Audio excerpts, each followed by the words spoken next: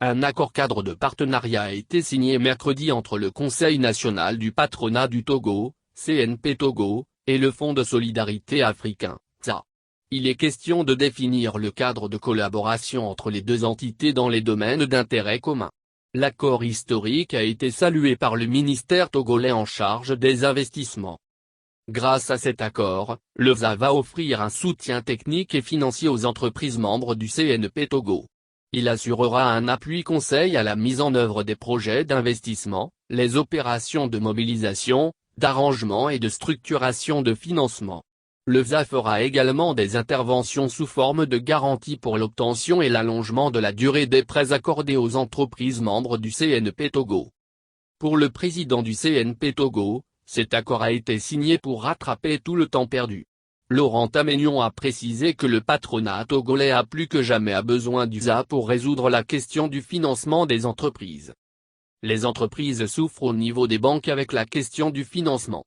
La signature de cet accord va permettre de résoudre ces problèmes. Avec le Fonds de solidarité, nous pensons que nous serons bien accompagnés. Ce qui allégera la tâche aux banques et le secteur privé togolais sera bien financé, s'est réjoui Laurent Taménion.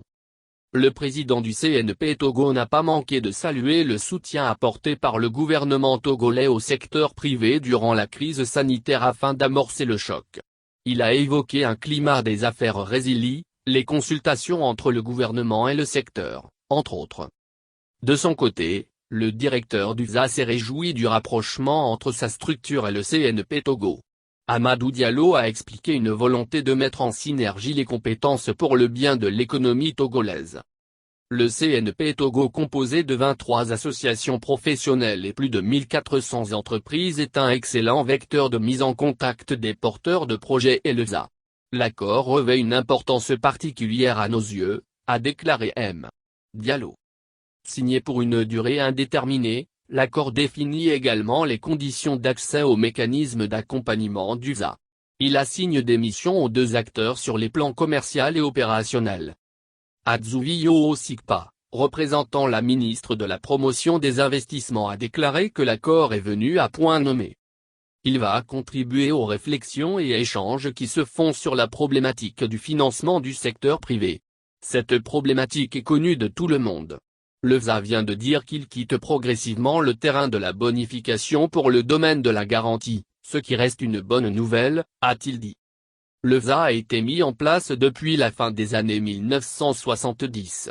Il était un instrument au service des États et ensuite des entreprises.